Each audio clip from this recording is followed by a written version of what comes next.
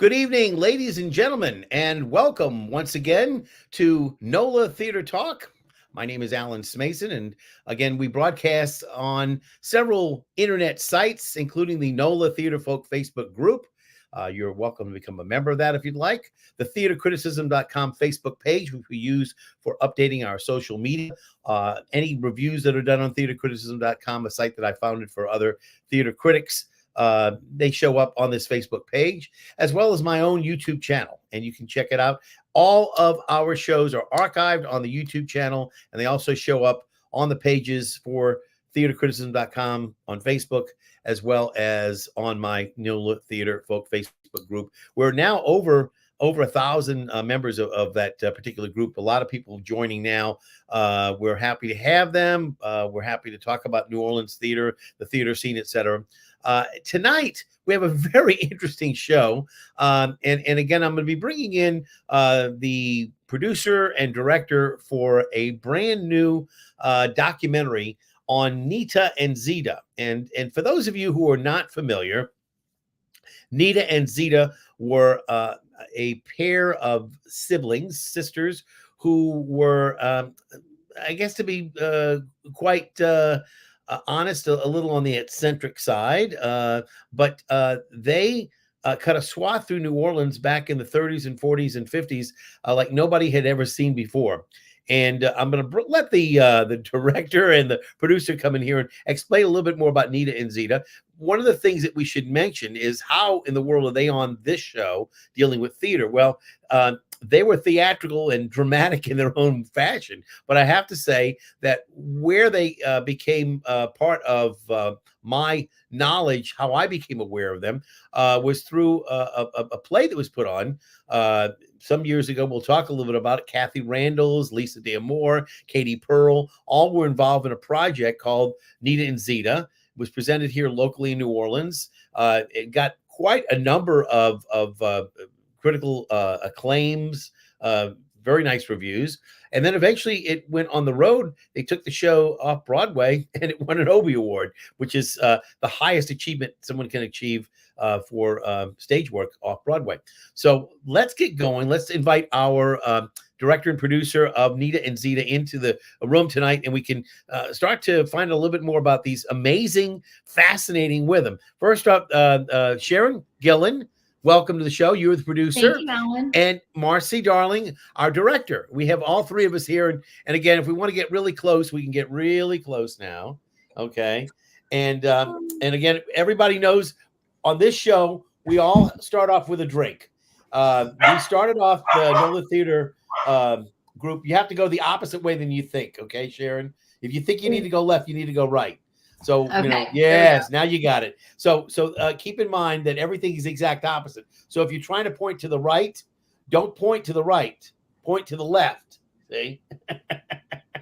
Anyway, point is that if you ever see Facebook and you take a picture, what happens is a lot of times when they have something on their, like here, my name, it's backwards, right? Whenever you see it on Facebook. Well, this corrects that problem. So again, we started our show, NOLA Theater Folk. We started the group NOLA Theater Talk, the show. We started it up back at the beginning of the pandemic. We just celebrated last Monday our 4th anniversary. So we've been doing this for 4 years. Now, not every Monday and Friday night like we started off during the pandemic. It was my idea that, hey, let's get something going. Let's connect to each other. Let's have some readings. Let's do something. So we started off on Monday nights for sure, because everything was traditionally dark anyway. Well, we did Fridays. And then once things started to open up after the pandemic was over, we kind of curtailed the Fridays and we stayed with the Mondays. So we're glad to have you on this Monday night. Let me go ahead and let you know that I made a little vodka and cranberry tonight because I'm at my son's house. I was seeing the solar eclipse earlier today in Dallas, which is where I am now. And unfortunately, for a lot of you in New Orleans, you did not get to see a solar eclipse. I was very, very fortunate to be able to see one. But I'm at my son's home, and he has lots of wine, which I didn't want to open up a whole bottle of wine, but only a couple of bottles of liquor. And one of those was a Kettle One. So I have a little Kettle One and cranberry juice. Hopefully that'll get me started tonight. Sharon, what did you bring in? Delicious. I have a blackberry seltzer with a little lemon in it. Very nice. Very So nice. non-alcoholic, but delicious.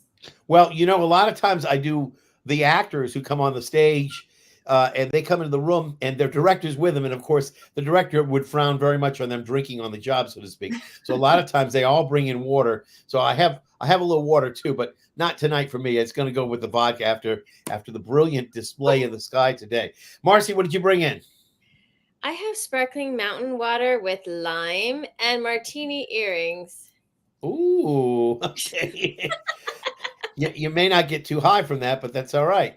Fancy glasses are always appreciated. So first off, as the producer, Sharon, of this documentary, first off, producers know a lot about the technical aspects, how to do certain things. The director knows, how to get things done, etc. I like to say it's a good partnership when you've got a person who's really logistically aware of what needs to be done as a producer, and the person who is the director knows how to accomplish what the producer wants to have done and has the vision for the overall scope of the project. And I think, Marci, your microphone may be on mute right now, so I want to make sure we can hear from you. So go ahead. Who wants to take a first shot at who first became aware, like I did, of Nita and Zita? Who was the first one to say, we need to do this? Was it the director coming to the producer, or was it the producer coming to the director?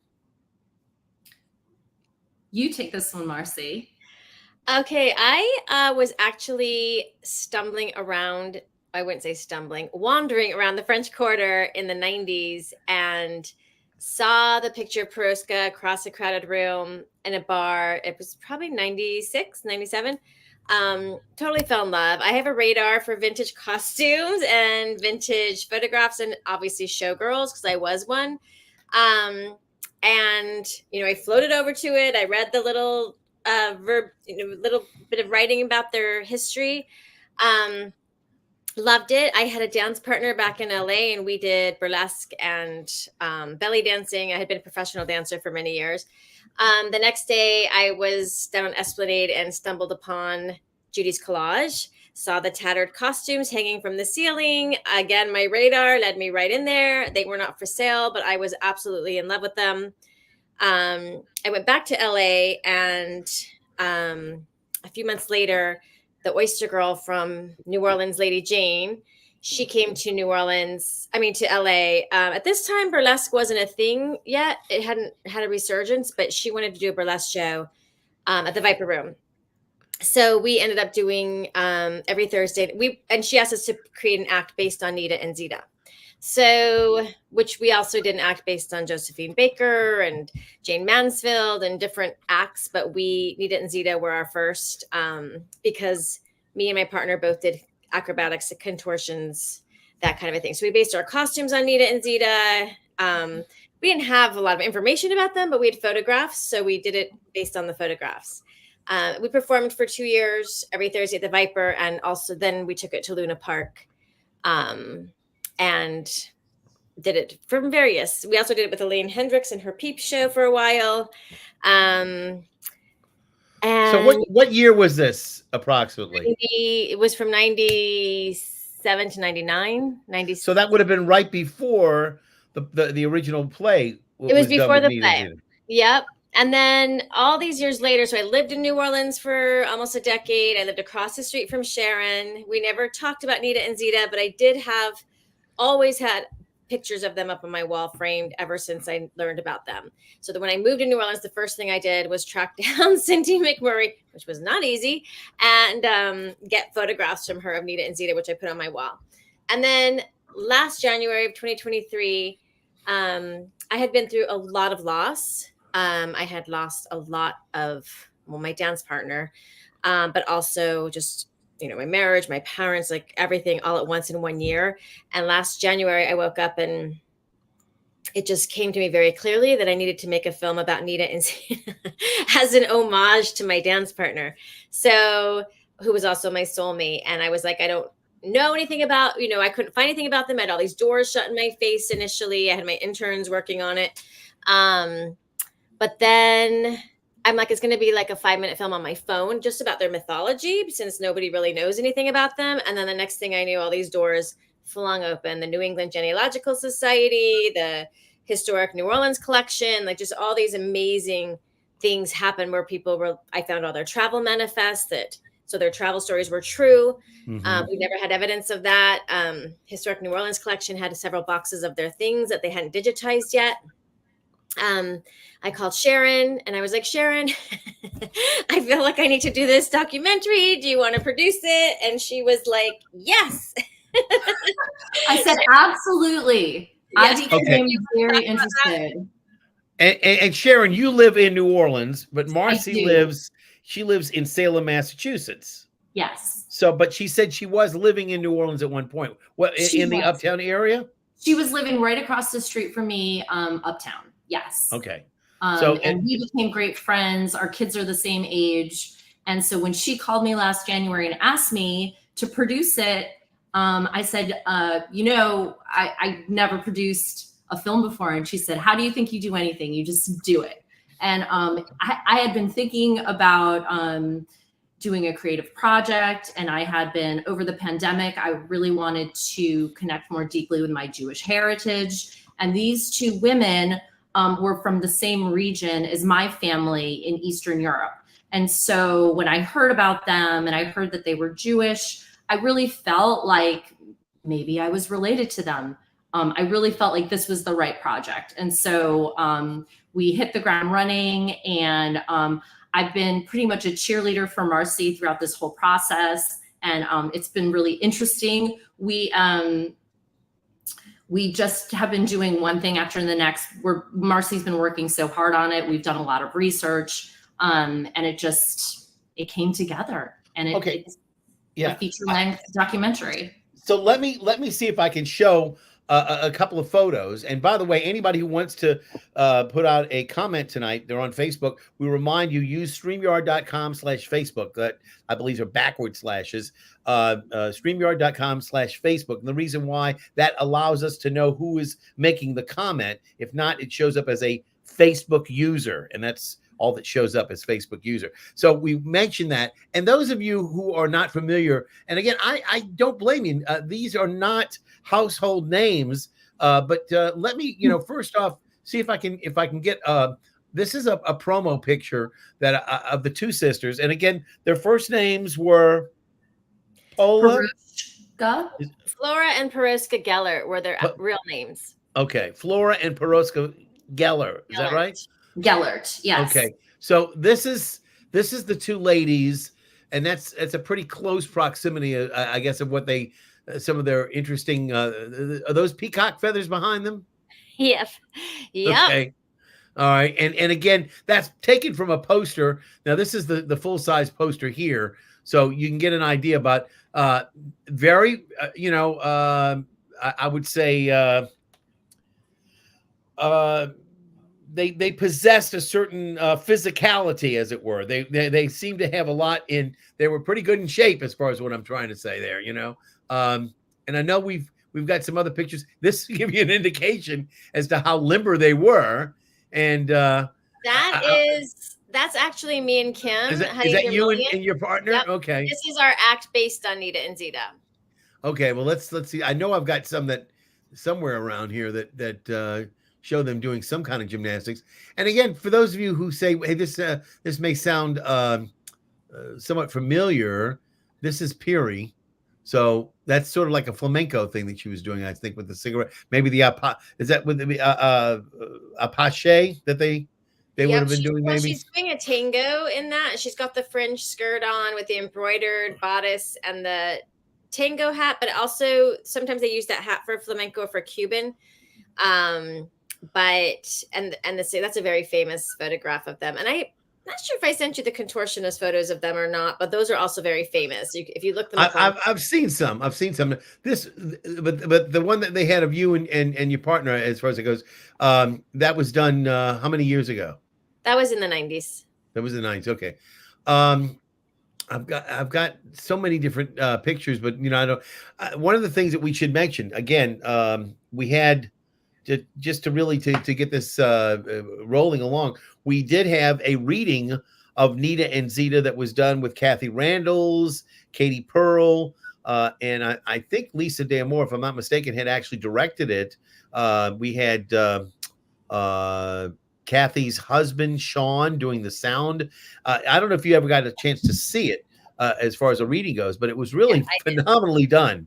And we had quite a number, several hundred people who actually viewed it, watched it, and to me, it was just one of my highlights during the pandemic when nobody else was doing theater. We were creating theater online and doing the best that we could do under the circumstances. You talk about trying to make lemonade out of lemons. That's what we were doing. So, and we were doing it as we could. Sean LaRocca is an amazing sound guy, and how he was able to figure out how to do this beyond my scope. And again, hats off to him. He was fantastic. But if you got a chance to see that production, it was basically a recap of what they had done back in 1998, 99 when they first did it on stage. And by the way, Sharon, are you familiar with any of the history of the play at all or no? Yes, I am. I actually saw the play.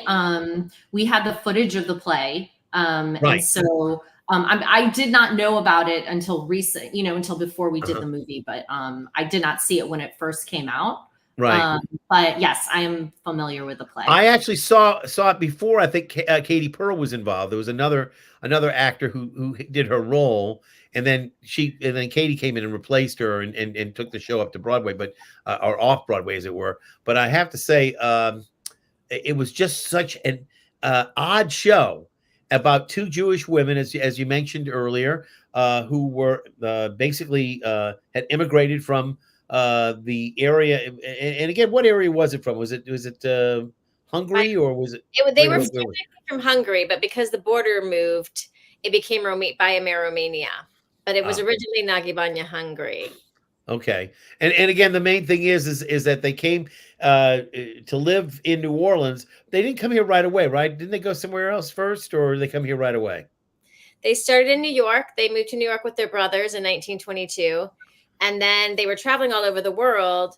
But after they left New York, all of their addresses in the States were in New Orleans. So they had 5 different addresses in New Orleans, on Bourbon Street, on St. Anne Street, on Royal Street, that I'm going to guess was probably rooming houses that was taking their mail because they were on the road. They were constantly traveling, like months in Shanghai, months in Manila, months in Havana, in LA, San Francisco, Panama, multiple times.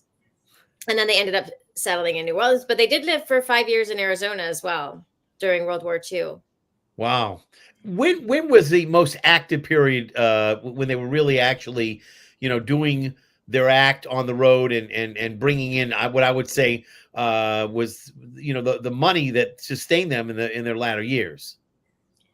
Peruska was dancing around Transylvania and Hungary at 15 years old. So that was 1919, 1920.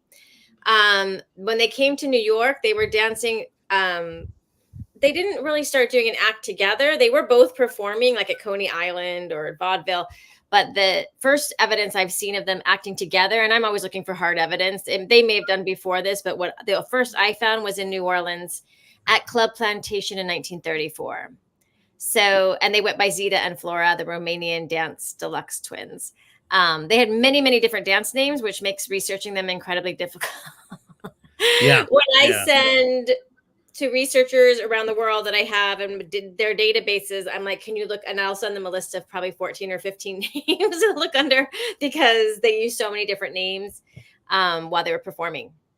Did they ever marry? No. Did they ever have significant boyfriends or they were just dedicated to each other, obviously, especially later in life? I used to hear tales about, these two odd women that were, living there and designing their costumes, and we'll get into their furniture and their decorations and things of that sort a little bit. But, it always was interesting to me as to, where they came from and how they ended up landing in New Orleans. A lot of times people would come to New Orleans because the Jewish community here was very welcoming. I know that for a fact, Anne Levy, who everybody knows is a real hero of New Orleans, and her sister Lila, they came to New Orleans when they were very young, 12 and maybe 11 or so. They didn't speak any English, etc. But the women from Hadassah, for the National Council of Jewish Women, etc., they all had their white gloves on, and they invited all of these families who had survived the Holocaust, etc., to come to the Jewish Community Center, and they had white table, basically napkins and tablecloths and cutlery, and these people who were used to be scrapping for whatever they could find were just bowled over by the fact that they had the kind of hospitality that they reminded them of the old days. So they wanted to stay. They felt that this was a place for them. I don't know whether or not this was the same case for both Nita and Zita, and I'm going to use their names, Nita and Zita, because that's the ones that I recognize the most readily. That wasn't obviously their real names, but do you have any in your research? Do you know why they chose to stay in New Orleans, and what it was about? Was it the European aspects of the city? Was it the most European of all the cities in the United States, perhaps? This was a question that we asked everybody we interviewed because we were really interested in what people thought, because we did not have an answer to that. We don't have journals. We do know they became recluses. They were not involved in the community. They did have Jewish family services take care of them once they reached a point where they couldn't take care of themselves when they were much, much older. But when they moved to New Orleans and bought their house, I mean, they were participating in their own Jewish culture, because they were checking books out of the library and reading about their culture, but they were not, I mean, they were very much kept to themselves, and they were still, making their costumes. They were taking pictures of each other in their living room in their costumes. And the only time that people ever talk about seeing them is when they would walk to Schwegman's decked out in their gloves and hats and outfits, although there is rumors that they would sunbathe naked in their backyard, and that caused a scandal in the neighborhood. Yes, and I've heard that story too. We asked a lot of people that question. I can't give a definitive answer because I don't have hard evidence on it, but in general, and asking the play women, Kathy Randalls, who also did extensive research, Katie Pearl, and Lisa D'Amour, they all kind of said the same thing, that New Orleans is such a welcoming place to kind of the misfits, outcasts, the unusual people. I mean, can you imagine if they'd settled in Ohio? I mean, or what would happen? These showgirls. Not to say also the music. The music is something we talk about in the movie. Is that one of the theories was that they settled in New Orleans because of the music. And they're dancers, and what is a dancer without music? So, and we started to talk about the film. Again, the film is going to be premiering in New Orleans. It's actually had its world premiere already in Salem, Massachusetts. Thank you, Marci. The local community there has been able to see. And by the way, I do believe I've got a shot of the world premiere here that we can show. There you go. I mean, you've got a full house there. That's pretty good. And this is for what film festival? It was the Salem Film Festival. It's a documentary film festival. It was a really, really special place to screen our film for the first time. I mean, Sharon and I didn't know what to expect. I mean, it was a 200-seat theater. It sold out. The film got a standing ovation. We did a panel after. It was really just, people really got it. Like, we had a lot of people come up after crying and telling us what the story meant to them. And this is people who didn't know about Nita and Zita at all, except from hearing me talk about them nonstop over the past year. But it was a really magical experience. And but we really wanted to show it in New Orleans first. Obviously, that was Nita and Zita's chosen place, but the timing just didn't end up working out that way. But we're super excited to have the New Orleans premiere April 24th at New Orleans Museum of Art from 5 to 8 p.m. And me and Sharon will be there. We have Trixie Minks, who we interviewed in the film. She's going to be doing a dance and talking, and she's a New Orleans burlesque star. So we're very excited to have her. And Jewish too, by the way. Jewish, and so smart and so insightful. She was so insightful in her interview in her film. Because I'm a dancer, so I was really coming at it from that point of view. And and then we have people people relate to the story in different parts of the story, from the Jewish part to the showgirl part to the immigration part. So we're excited to have her be part of it and give us a little dance. That is the poster there, and I'm glad we have it there. I wanted to kind of let people see it. There are a couple of I guess you might say accolades underneath there. Can you tell me, because they're a little small? Can you tell me exactly what they say? Sharon, do you want? Can Yeah. you read So those? Yeah. we are. It's our official selections of film festivals we've been accepted into.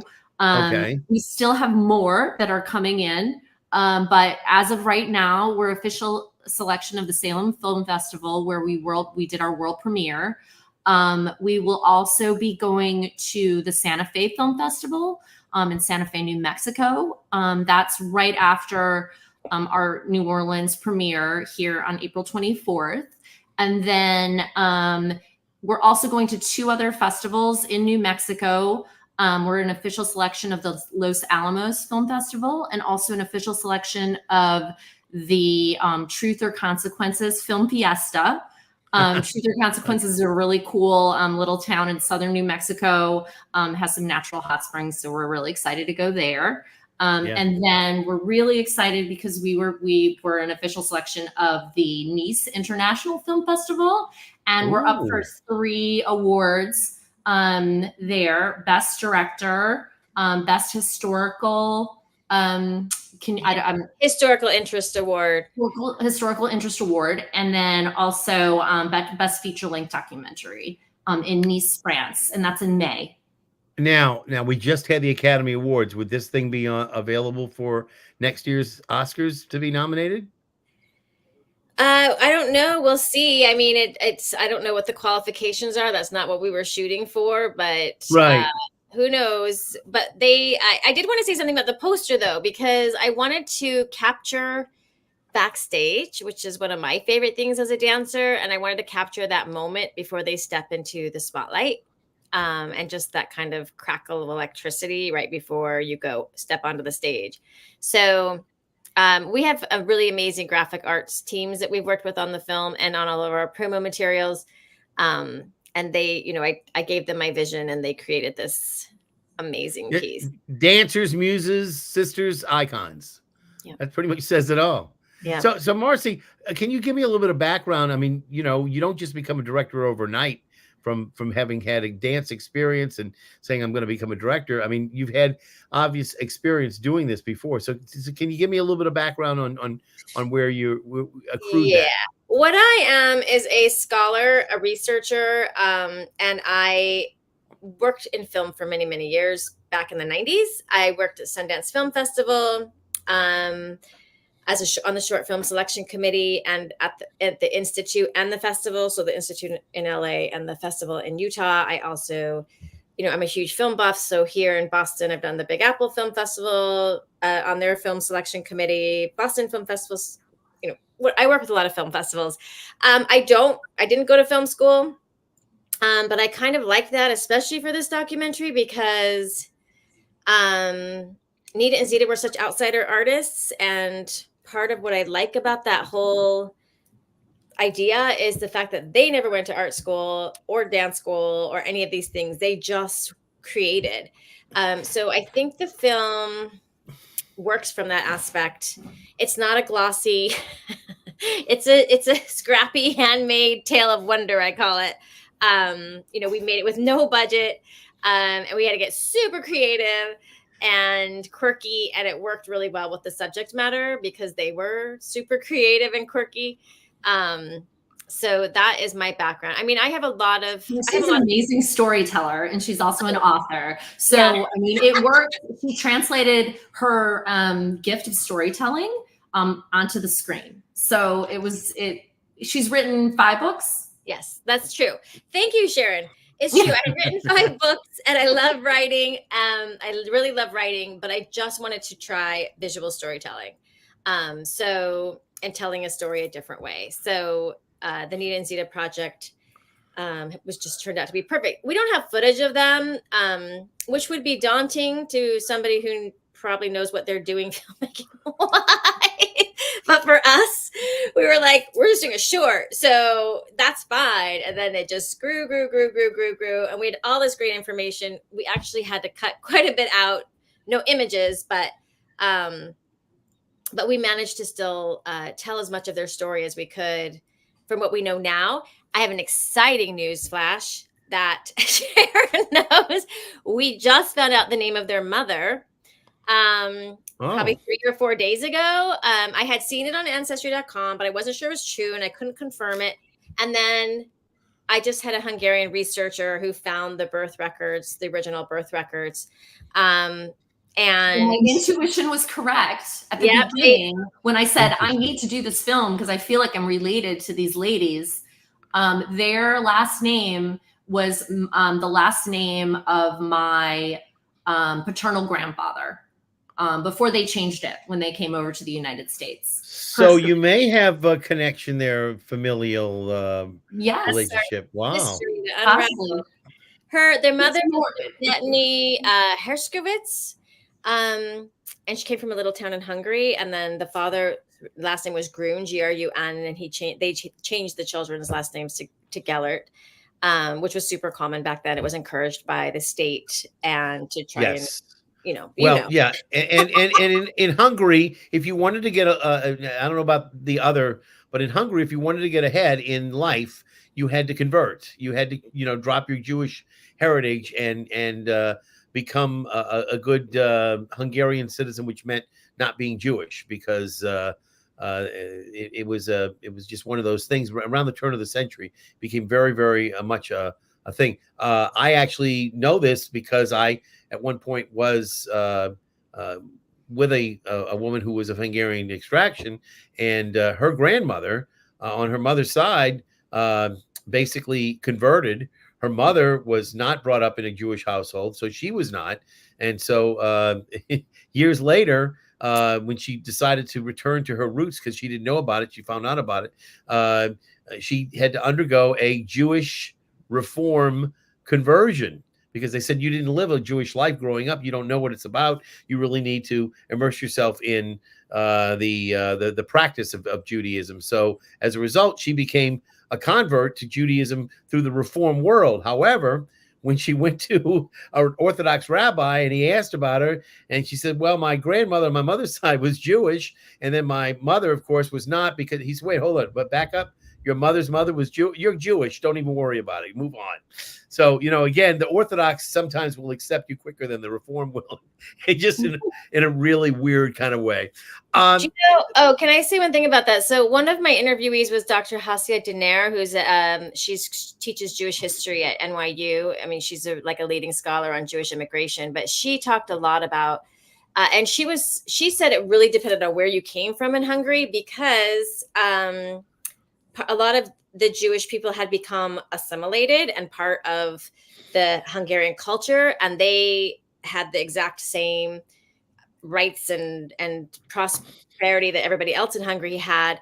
So according to Hasia, they didn't believe what was happening. Some of them didn't even believe what was happening in Poland or very nearby, because they were experiencing a different way. However, she said that, but then 2 seconds later, she was like, well, then the White Terror was happening. And then there was all the groups roaming around, killing Jewish people. World War I had happened, but it was World War I was very different than World War II, because the restaurant stayed open, the theater stayed open. Life was still happening, because it was a different type of war, even though Hungary was being cut up and torn apart in a million different ways from the Austro-Hungarian Empire. And then right after World War I was the White Terror. And right after that, literally a year later, and then Romania took over, and then there was a dictator and the Hungarian borders kept moving. So it's really, I had no idea any of this until I started studying and researching and interviewing people. And it's really fascinating, because I didn't know Hungary. Yeah, there's a book. As for my family, they did not experience the same rights as all the non-Jewish people around them. They weren't able to go, my grandparents weren't able to go to school. They weren't able to be in certain businesses. And that's why they ended up coming to the US, because they were just, not able, they did not have the same opportunity that the well, I will tell you, if the different areas where the Jews were living, were very friendly and very kind to them, there would not have been this wave of immigrants coming in like there was. So we all know that people were being killed and people were being threatened and people wanted a way out. And while there may have been some nice enclaves over here, over there, they were not treated as nicely. And I would tell you too, if anybody ever wants to learn more about what happened during World War I, et cetera, the Austro-Hungarian Empire, et cetera, there's a book by a fellow who's related to some cousins of mine by marriage named David Andelman. He used to be on ABC, and he's a pretty astute scholar. And the book is called A Separate Peace, and it's his basic I might say he posits a theory that had it not been for World War I, we would have never had World War II, the Vietnam War, Korea, et cetera, et cetera, et cetera, that all of the problems we have with Iran now and in the Middle East would have all been ironed out had we been able to avoid World War I or perhaps, ended it in a better way. But a lot of the problems is his theory that propped up actually started with that. So it's a book to read to learn more about it. But we're going to not talk about the war and all of that now. We're going to get back to Nita and Zita because that's really more why we're talking about. One of the other aspects of these eccentric siblings was their design work, and it was reflected in their own homes and in their own furnishings, et cetera. And we didn't get a chance to talk about this yet, but I want to throw some pictures up, and maybe you can give me some background, Marci, as to where you got these from and what these are all about. So this is their fireplace, right? Yeah, that photograph's from Harold Gee, or G-E-E. He bought the house right after they died. He was the first owner of the house after they both left. And he really wanted to preserve all the painting. You can see it's pretty dilapidated by now, but if you can try and picture it as it was in its heyday, that under blue and gray, I think was completely red, because other photographs I've seen, it's very red, very pink, super vibrant. And a lot of them are what someone might call splotches or dots, but there's also several photos of them being very elaborate flowers. So again, they would decorate these by hand. They would paint them themselves. Is that the way that was done? Yep, and they were everywhere. They were inside the bathtub, inside the refrigerator, inside the oven. They were painted on the outside and the inside of the house, just floor to ceiling, very elaborate. These are looks like end tables, perhaps bedside tables. Yep, everything. Their chairs, their bed, everything, and they loved this particular pattern, the red with the silver. And interestingly, they call it silver web, but also I went down a rabbit hole for quite a while of trying to figure out what these were, if they were like some sort of ancient runes from the ancient Hungarian alphabet. And what I did end up finding out is that they look very much like stitching, which was something that they did nonstop. If you look at their, they had this very wild stitching that they did that's almost identical to that. But however, they did use that ancient Hungarian alphabet on their costuming. So I think I gave you one of the pictures from Dallimore is a surround circle with an ancient. I'm gonna get to those in just a second or two. I want to continue on some of the furnishings and the house itself. These are on the ceiling, correct? Yep. That picture is from Preserve Develop. Anton Hart and Moses Hart. It's a mother and son who absolutely love Nita and Zita. They really wanted to buy the house. They wanted to preserve and develop the house. I think they may have. Did they buy it? I think they couldn't raise the funding or something.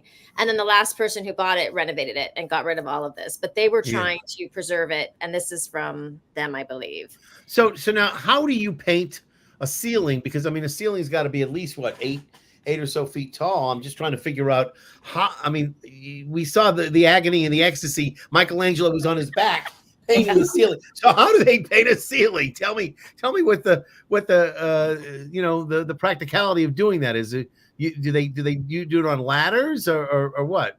Yeah, ladders. And I don't think there was anything practical about it. And they were recluses for 40 years, so I think they probably had quite a bit of time. They didn't have anybody saying, "Hurry up, get it done," right?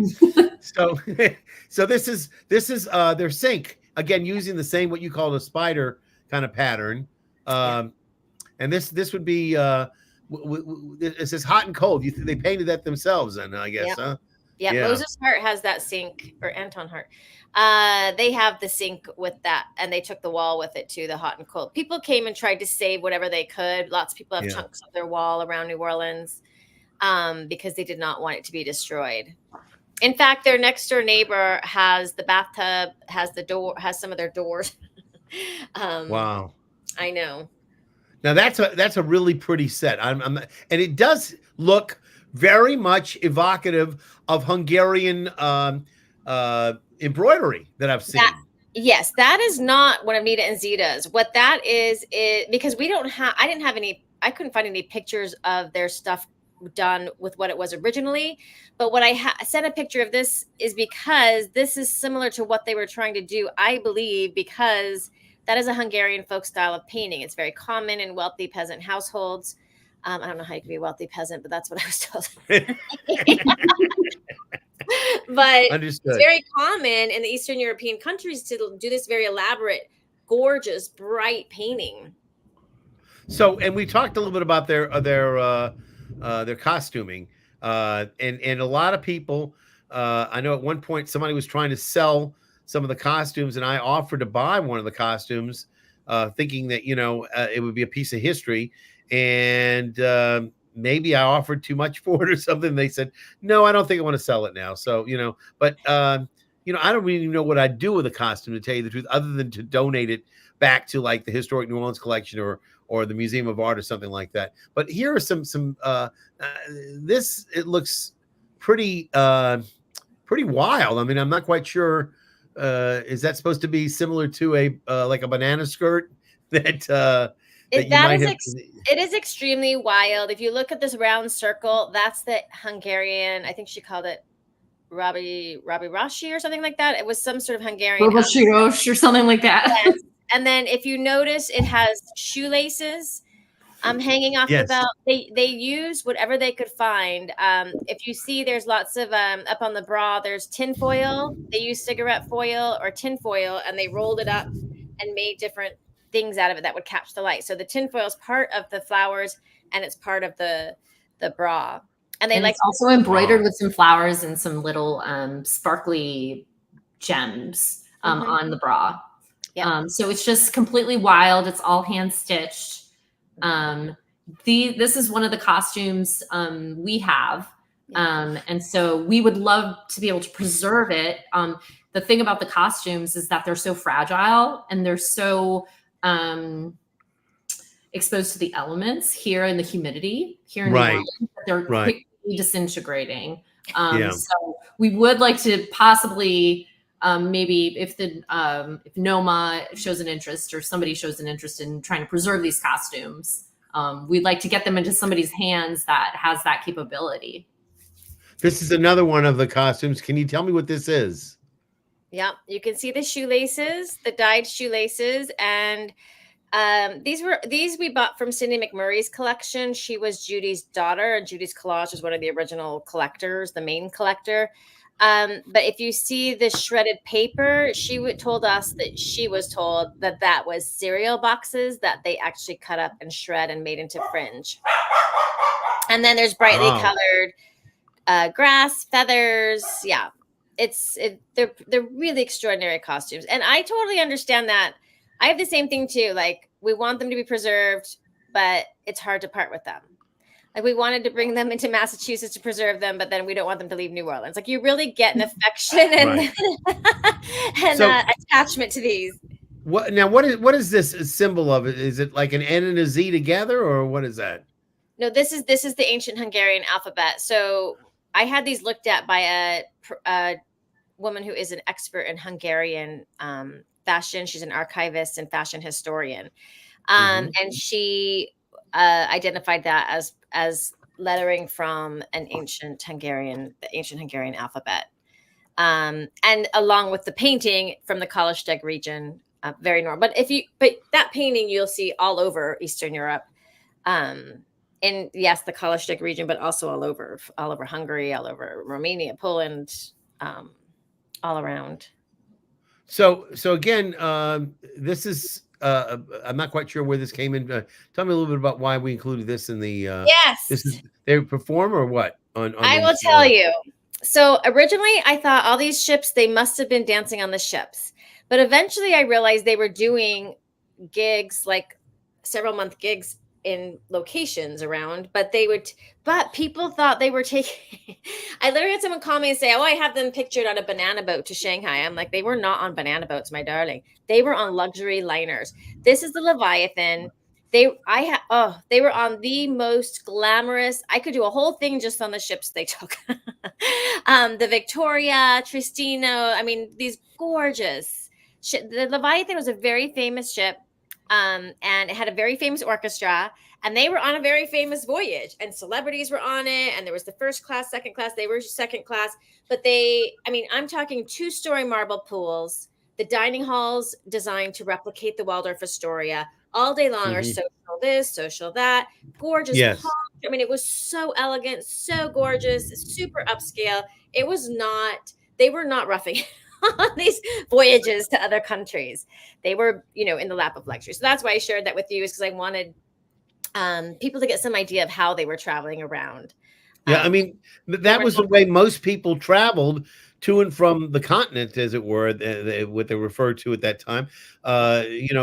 Luxury liners were the main mode of transportation between the United States and England, France, wherever, on the continent, the ports would be. So, and yes, they had steerage, I guess, at the very end, and then you had the very height of luxury, and again, the old adage, port out, starboard home, the posh.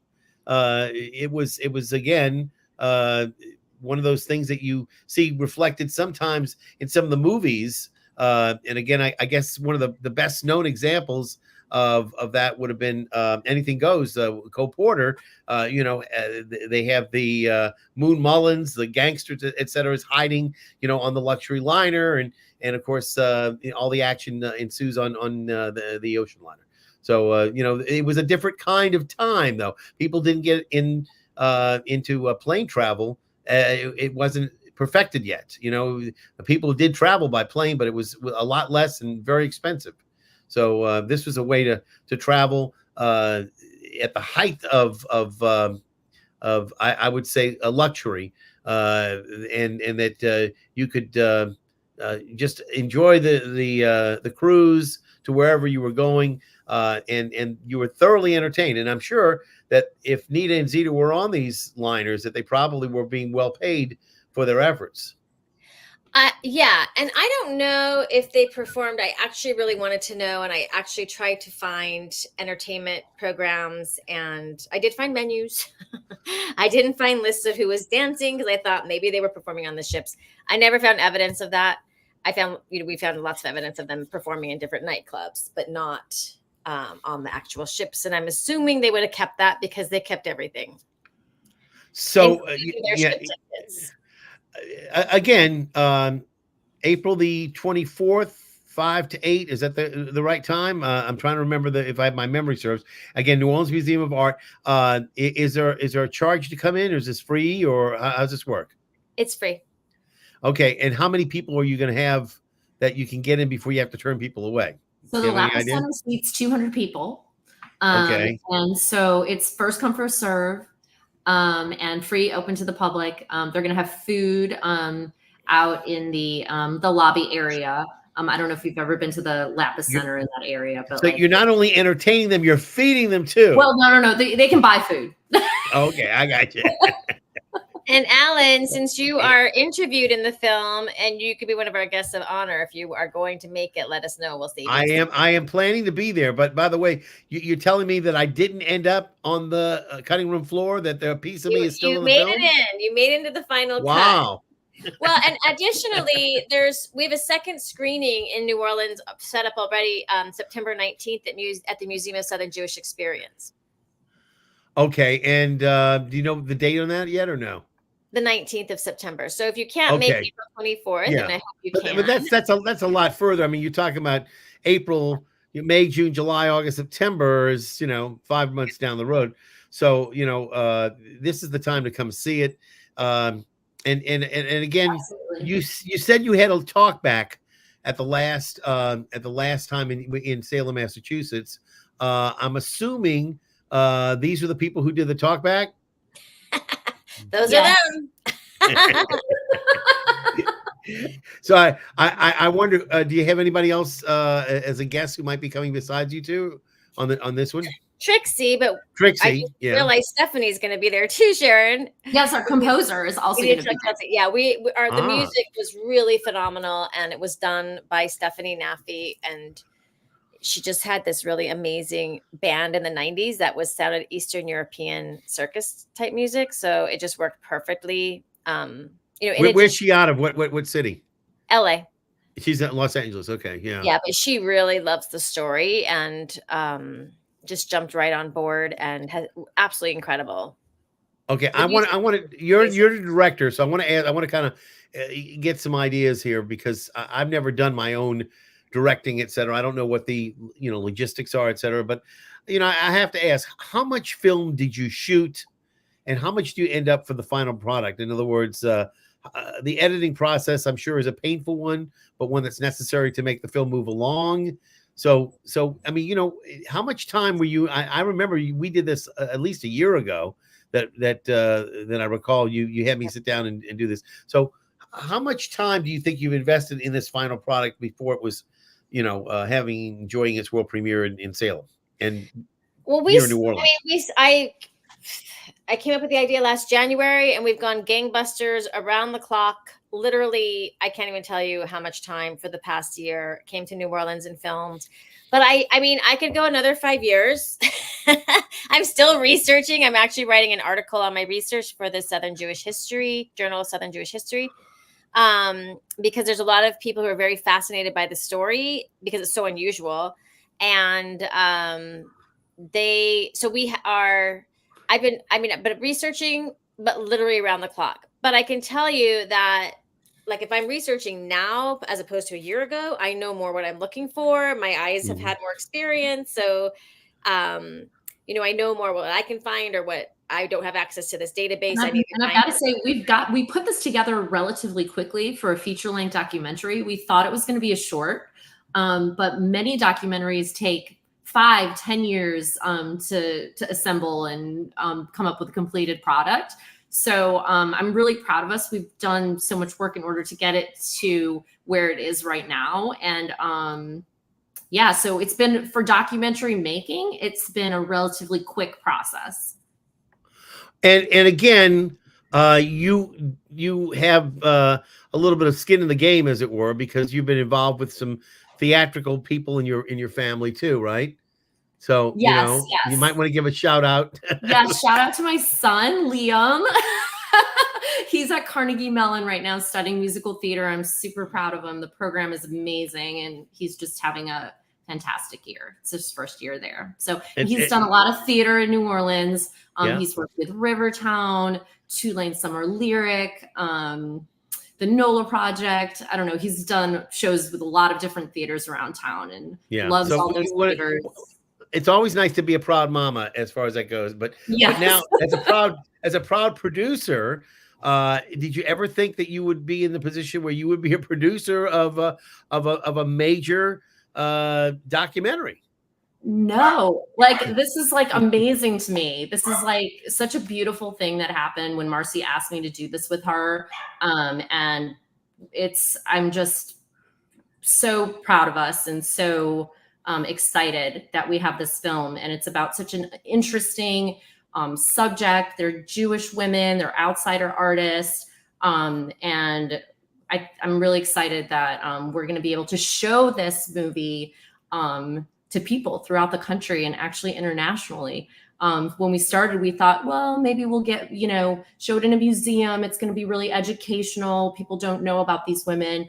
But the fact that we're getting into film festivals, that's super validating, just because this is our first film. So no, I never thought this would happen, but it's actually beyond my wildest dreams where this film is going. So, and here's the operative question: would you do it again?